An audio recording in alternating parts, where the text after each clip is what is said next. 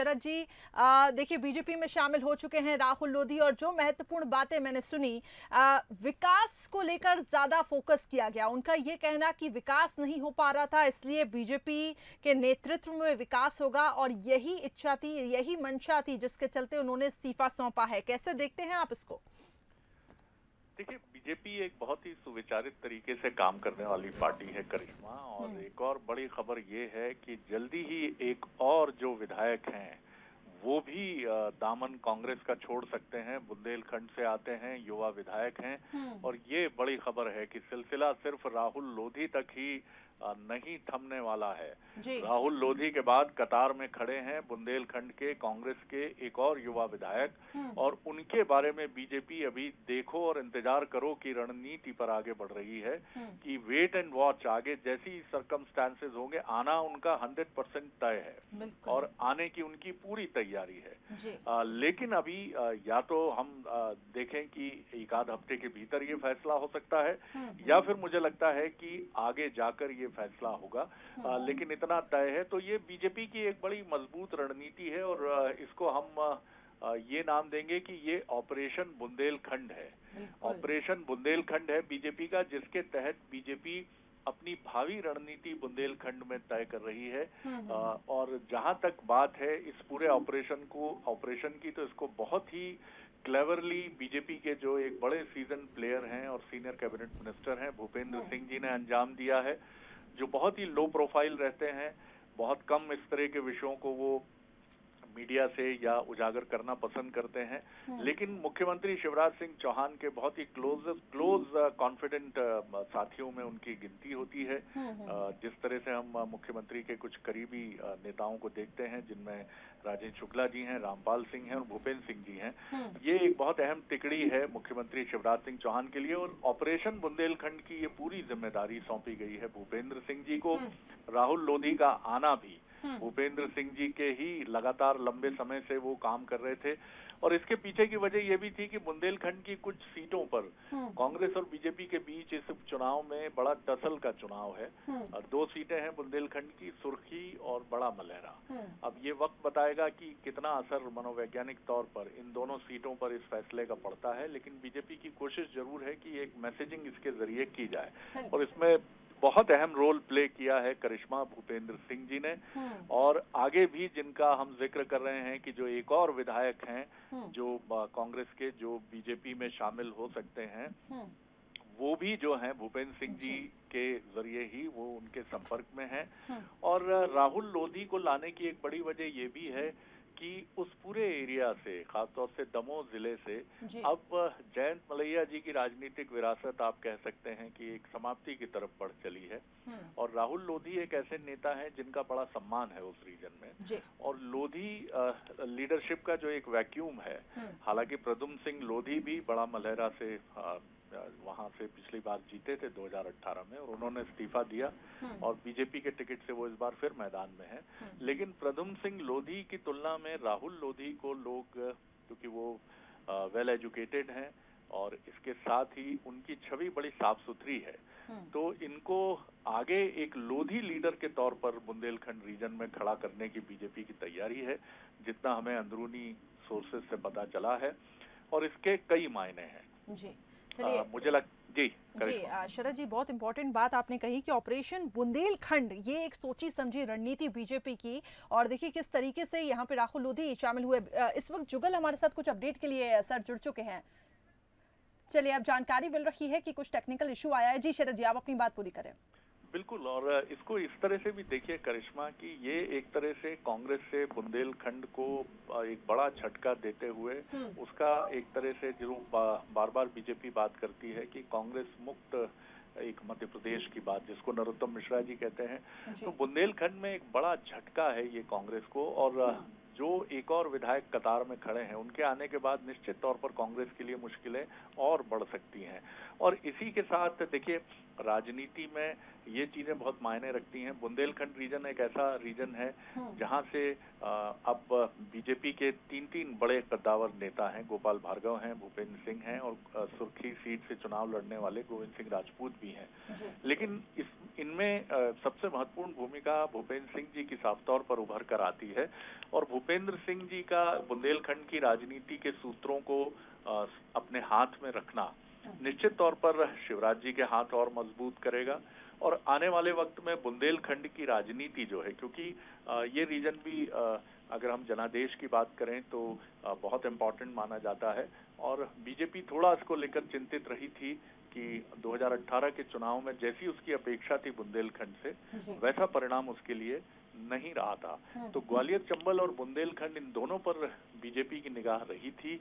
हालांकि कांग्रेस से आए साथी इस बार अधिकांश ग्वालियर चंबल से बीजेपी के टिकट पर चुनाव लड़ रहे हैं। तो बीजेपी ये मानती है कि आने वाले समय में वो एक काफी इसके बेहतर नतीजे उसको मिलेंगे। लेकिन ये जो ऑपरेशन बुंदेलखंड है इसके सूत्रधार बीजेपी के senior leader cabinet minister Bhupendra Singh रहे हैं और जल्दी ही एक और युवा विधायक जो हैं उनके बारे में भी डिक्लेरेशन हो सकता है। यानी कि ये सिलसिला अभी यहाँ पे नहीं थमेगा। शरद जी, एक और इम्पोर्टेंट बात, जिस तरीके से सीएम शिवराज सिंह चौहान जी जब कह रहे थे कि ऐसा लगता है कि कांग्रेस तो 2 भागों में बटी हुई है, क्योंकि नेता प्रतिपक्ष कमलनाथ जी, अध्यक्ष कमलनाथ जी, सीएम कमलनाथ जी, युवाओं के नेता नकुलनाथ जी और बाकी लोग तो दिखाई नहीं दे रहे और कहीं ना कहीं एक युवा जो नेता है वो थोड़ा सा खपा हुआ दिखाई दे रहा है। तो ये आखिर ऐसा क्यों हो रहा है?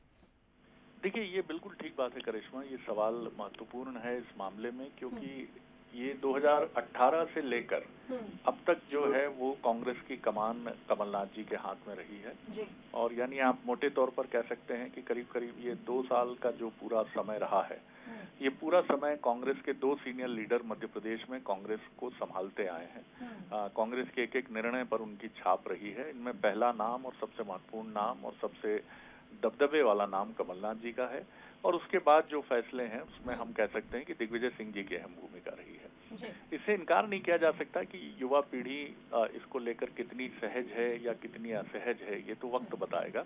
लेकिन ये कांग्रेस की मजबूरी भी थी करिश्मा कि उनके पास कमलनाथ के अलावा कोई विकल्प नहीं था।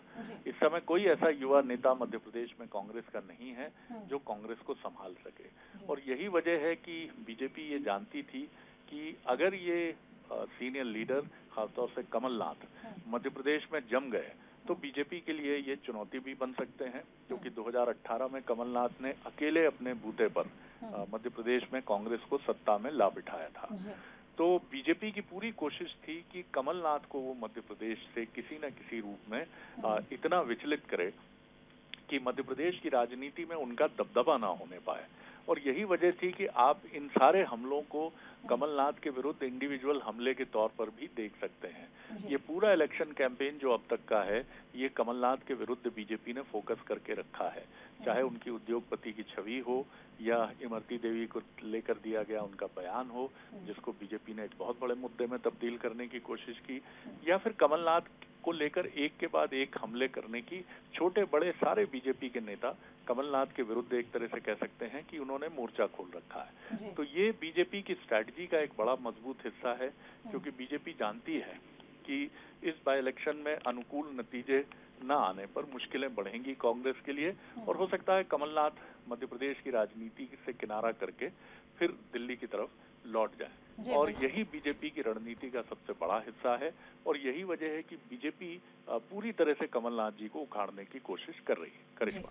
और बीजेपी कहीं ना कहीं कामयाब होती हुई भी दिखाई दे रही है, लेकिन अभी हम कुछ भी कहेंगे नहीं क्योंकि जल्दबाजी होगा, इंतजार करना पड़ेगा। जैसा कि आपने कहा कि बीजेपी भी अभी वेट एंड वॉच की स्थिति में है और एक और जो बड़ी खबर आप दे रहे थे कि ये सिलसिला यहीं खत्म नहीं होगा, हो सकता है कि एक और विधायक यहाँ पे इस्तीफा सौंपे। शरद जी, एक आखिरी और संक्षिप्त में मैं आपसे रिएक्शन लेना चाहूंगी अब, क्योंकि उपचुनाव काफी नजदीक है, महज कुछ ही दिन बचे हैं।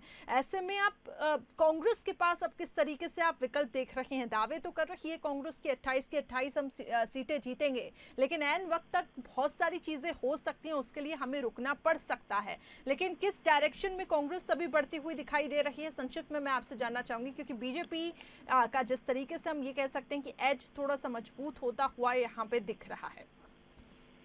बिल्कुल करिश्मा, ये बहुत महत्वपूर्ण सवाल है और सबसे इसका उत्तर मुझे ये लगता है कि कांग्रेस का जो एक डिवीजन है, जो कांग्रेस में हमेशा से हमने विद्यमान देखा है, इसलिए देखा है क्योंकि कांग्रेस जो है वो क्षत्रपों की पार्टी है, वो अलग अलग रीजन के नेताओं की पार्टी है और यही वजह है कि इसी कारण हमने कांग्रेस में ये चीजें देखी हैं कि कांग्रेस कभी एकजुटता के साथ उस ताकत से आगे नहीं बढ़ती है जैसा बीजेपी को हम देखते हैं।